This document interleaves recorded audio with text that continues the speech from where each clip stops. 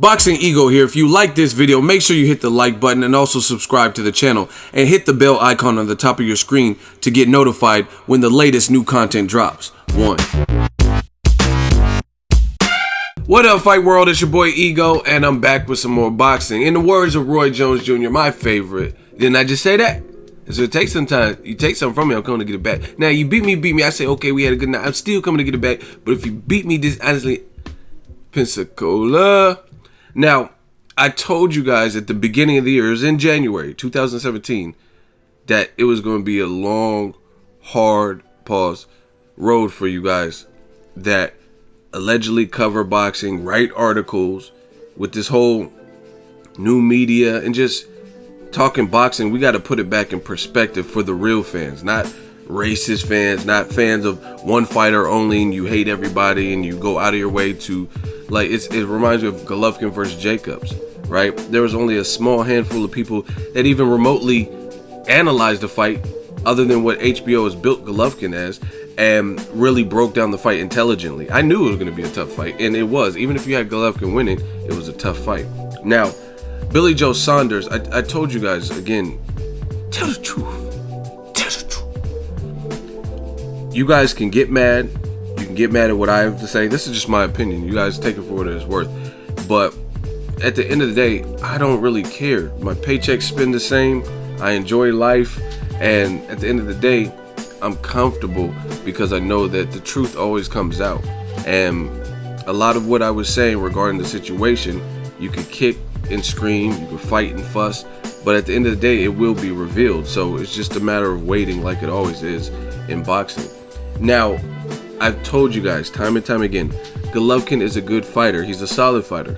Like Floyd Mayweather said, he doesn't believe that Golovkin has any special effects. And I understand where he's coming from in terms of Golovkin is a strong guy. He can put pressure, but it's to me, it's no mystery that you put him in there with an able-bodied person that has momentum, that's tough as nails, that has heart, battle cancer and stuff like that. And that was his toughest fight where his knockout streak ended. So does that mean Golovkin is a terrible fighter? No. Does that mean he's not the best middleweight? No. Does that mean that everybody beats him easy? No, it doesn't mean any of those things. But in boxing, for whatever reason, you got radical fans and they want to stubbornly cling to what HBO told them or what ESPN said. But at the end of the day, the truth always comes out, like I say, and it really doesn't matter. But in Golovkin's last two fights, I really believe that to a degree, he was exposed from what he was slated to be and the fact that he looked human. And these were big shoes to fill, but don't blame me. Blame HBO, blame ESPN, because those are the ones that set the standard for what Golovkin had to live up to, if you guys get my drift. HBO was making it like this is some cyborg who could never get hurt, right? They're making it like he's doom, doom, doom, doom, doom, doom, doom, doom, doom. You know what I mean? Like, that's cool. That sells tickets and stuff. But between what HBO said, ESPN ranking him in the top 25 in the last 25 years without having proven it, right? With what some of the stuff Abel Sanchez would say, I'm just going off of that. I'm going off of what was presented to me. So it's like what Tupac said. He said, people get mad at the music. He said, I didn't create Thug Life. Thug Life I didn't create homicide and murder. He said, it's like a doctor. You wouldn't be mad at a doctor for saying, hey, you got AIDS. I mean, it's not his fault. He's like, so I didn't create Thug Life. I diagnosed it. And I'm going off of what's presented to me when it comes to Golovkin. But for whatever reason, people say, oh, you're hating. You hate Golovkin. You hate Kazakhstan. Like, sounds stupid. So I still believe what I've been saying is in his last two fights, there were vulnerabilities that were displayed and it's given other people confidence. I mean, it's really not even, I'm not even reinventing the wheel here. Tom Loeffler said, even post-fight, he says, hopefully this will encourage Canelo and the other guys to step in the ring with Golovkin. After the Brook fight and after the Jacobs fight, he basically said that. He said, hopefully this gives people the confidence to sign the contract. So to me, that's an admission that Golovkin showed some things that we maybe never seen previously, given his other limited competition. Now, you've seen the title in the video, you clicked on the video. Even if you hate my opinion, you clicked on it. And this is more case in point. Billy Joe Saunders, on his verified Twitter page, he just posted this earlier today. And he says, if Gennady Golovkin gonna duck the fight, I would love to fight Miguel Cotto. Once again, Billy Joe Saunders, of all people, is saying if Golovkin is gonna duck the fight, I'd love to fight Miguel Cotto. So the walls are closing in terms of Golovkin in this boom, doom, doom, doom, doom, doom, boom, boom, boom, boom, boom. This whole aura of invincibility. And you guys could take it what it's worth. That doesn't mean people beat him easy. Depending on the fight, I could tell you who I think would beat Golovkin or who Golovkin would beat, things like that. Like, for example, even Billy Joe Saunders, I think Golovkin would be the favorite. I would favor him. However, I would still love to see the fight. One, it's a chance for Golovkin to become undisputed. And that's the other thing. People twisting what I say. I don't know if you're getting me confused with somebody else or what someone else says, but I speak on behalf of me, right? I interview tons of people. I interview Troy King and get the opinions of others, but my opinions are my opinions. Ego is ego, right? And I never said I was opposed to the Billy Joe Saunders unification and the chance of becoming undisputed, but somehow, some way, my words got manipulated. Again, if you guys found a video where I said, hey, Golovkin shouldn't become undisputed or shouldn't fight Billy Joe Saunders, it makes no sense, then link it in the comment section. If not, shut up, because I never said that. Now, again, people like Billy Joe Saunders who have openly, I call it like I see. I've made videos about Billy Joe Saunders giving criticism where he openly said pretty much almost cowardly things about fighting Golovkin. He did not seem like he was up to the task for whatever reason. He was like, oh yeah, I want a couple of things me way, and he has to come fight me in the UK and things me way, and he'll beat me and Chris Eubanks' ass the same night. That doesn't sound like a man of confidence in a brutal combat sport. So you already lost the first round before it even started. You know what I mean? You lost the first battle. It doesn't mean you'll lose the fight, but it's not a good sign when you give up position like that. So I've already talked about that. The videos are still up. I don't delete videos. So I agree. I think Billy Joe Saunders, for whatever reason previously, I think he didn't want to fight Golovkin. That's the short of it. That's the plain and simple. But I think in seeing, and this happens in boxing all the time, when someone looks mystic and they're more of an enigma and you haven't seen a blueprint, and I hate using a blueprint because of Oscar De La Hoya. Hey guys, I gave Canelo the blueprint to beat Floyd Mayweather. Like, I don't like using the word, but there's little things you could build from seeing Golovkin's last two fights in terms of maybe even how to beat him. But if you watch his fights with Adama, if you watch his fights with guys like even probably Rosado, his fights with, who else did he fight? Daniel Gill, Matthew Macklin. If you watch his fights with Proska, there's not much of a blueprint or anything to build upon from those fights in terms of, because they didn't really do anything. Dominic Wade, I covered that fight live. Dominic Wade got dropped and floored the first round, and he got touched up and finished in the second round. So if you look at the Wade performance, then it just helps you in those performances like that. It helps the Golovkin mystique that was going around from HBO and the way they were promoting him and Mexican style. Hey, no, Max, not for future. And Canelo gave up his belt. So it helps feed that beast, that vehicle, more than it does hurt it in terms of staying true to reputation, because Golovkin wasn't showing, there was not really much you could pick away where he did wrong. Like I said, I covered the Dominic Wade fight. He did everything he was supposed to do. It was his mandatory. He went in and bombed him out in 2 rounds, and you know what I mean? I don't get paid by the hour type of thing, and he just destroyed him. So what could you say to criticize him in that performance? I mean, even the fights with Willie Monroe and stuff, I never really criticized Golovkin for his performance. Yeah, he got hit. I criticized some of his fans because they said stupid stuff. They said stuff like, Golovkin lets people take free swings on him. That's by far one of the dumbest things I've ever heard in combat sports. Reason being, even if you don't respect Willie Monroe's punching power, which is possible because he only has 6 knockouts, right? So it's possible. Golovkin, that's what I will give him credit for too. He does have a man-style chin. He has a chin, and he showed me that in his fight with Brook and also Daniel Jacobs. He tucks his chin well too. So that's a good training in terms of technique instead of having your chin in the air. Otherwise, you know what I mean, anyone could get knocked out with the chin in the air. But Golovkin maybe didn't respect Willie Monroe's power. That's fine. But to say that he's for entertainment value, he's allowing someone to bludgeon him and hit him with blunt force trauma and release combinations is by far one of the stupidest things. Here's why. Even if you don't respect a guy's power, there's certain things that don't take much power to get a reaction from you, right?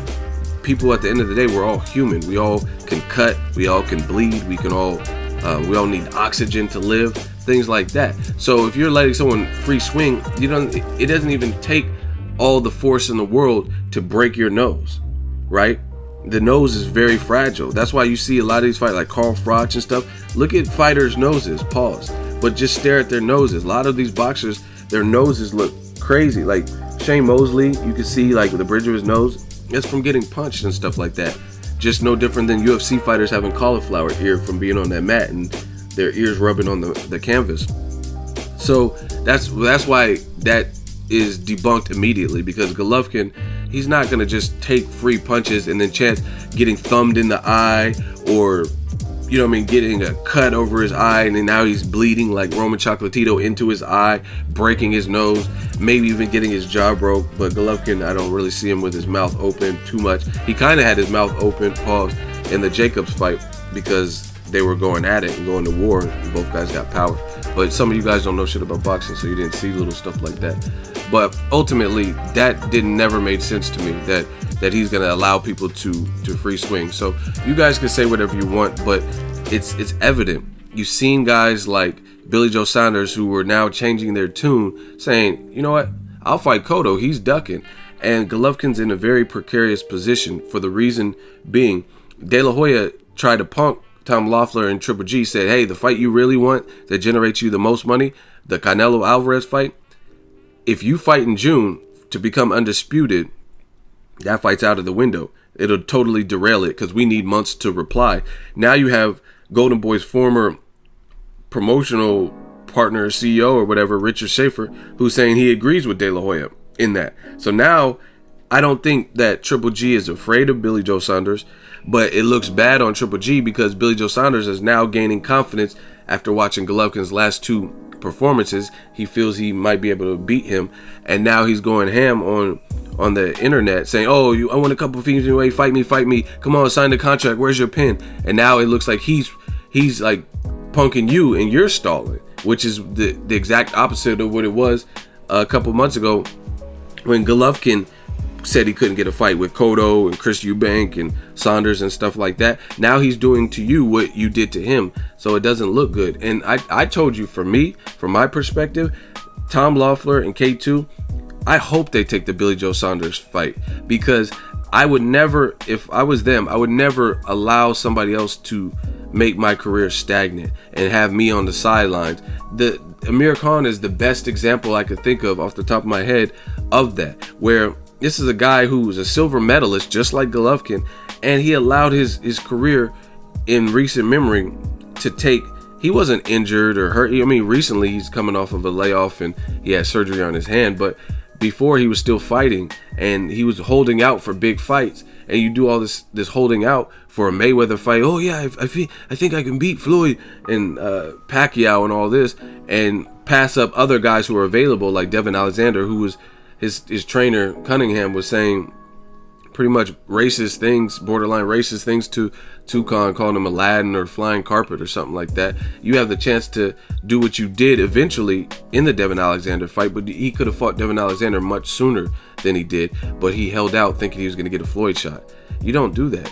And I know Triple G wants the Canelo fight, and it's a big money fight for him, but I would not let Oscar do that to me, because you have the opportunity to realize your own vision, which Golovkin has been consistent with, and that's becoming the undisputed middleweight champion. So you've already waited this long for Canelo, you know what I mean? And there's no guarantee.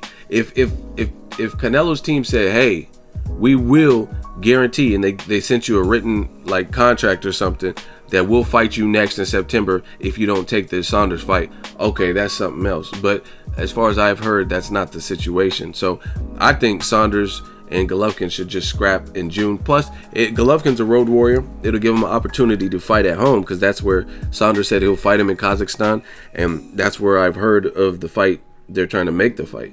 So I wouldn't be waiting for Canelo. Like, that's cool, but you don't even know if Canelo gets past Chavez Jr. Or even if he gets past him. If he gets past him and doesn't look good, then that hurts Canelo versus Golovkin. So there's too many variables and too many unknowns that I would never, ever wait on something like that. And Team Canelo, as far as making the Golovkin fight, they have not been what you would call the model citizens of consistency.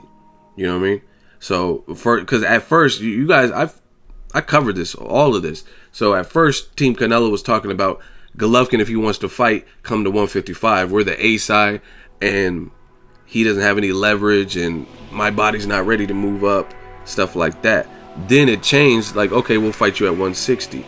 Then he was like, oh, we'll fight after voluntary defense. We'll fight Amir Khan, you fight whoever, and then we'll fight in September. September comes, and then they vacate the belt. So I wouldn't chance it. Too many unknowns, too many variables. But like I've said, you guys can get mad. Golovkin's last 2 fights made him look more human than normal, and it's showing, because now people who were never really this adamant about calling him out are calling him out, period.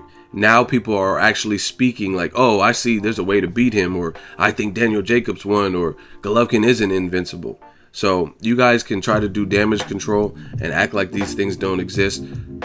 Luckily, I got time on my side, and we'll just wait it out. You'll see people. I mean, Cotto, this is another example. Freddie Roach just did a media day yesterday.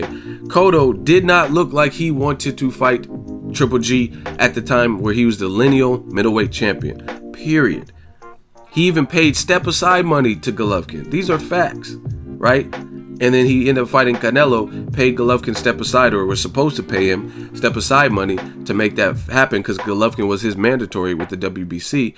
They accepted that, and Cotto didn't seem like he wanted to fight. Yesterday, Freddie Roach is talking about, oh, I changed my mind. Andre Ward could beat Golovkin now. I thought before he was something else, but now I know Ward will beat him. And then he's like, I want my guy Cotto to fight him. You see how the confidence is changing? Again, you guys can act like you don't see this. You can act like, oh, you're just being biased and you hate Golovkin. But the proof is in the pudding. All we got to do is wait. You're seeing more people vocal, when before, when HBO and ESPN and Abel Sanchez, they were hyping up Golovkin and building his resume and his image and this aura of invincibility. Nobody was really coming for Golovkin, because people were buying into what was being advertised. Oh, Mexican style, he's a machine, and Abel was saying he beats up everybody from 54 to 68, and he could beat top level champions at 175, Ward, Kovalev, Adonis Stevenson. And his performances based on who he was fighting and the competition he was fighting didn't really give you much to disprove what was being said, because he was looking good. He was blasting out Dominic Wades and Adamas and Proskas, and there were no match for him. And then his knockout streak was growing, but it ended now with Daniel Jacobs. And again, his last 2 performances, there's things you can pick from that, and people were seeing that, okay, this guy is a regular mortal. Let me know what you guys think. Just my thoughts. Make sure you share the video, like the video as always, hate, comment, and subscribe. Till next video is Ego Son. So if you enjoyed this video and want more content like this on the channel, you can show your appreciation by going to the PayPal donate button or the YouTube support button, and you can donate any amount that you feel is equivalent to the value of this video. Much more to come. Thank you guys for your support. Boxing Ego, the future of boxing.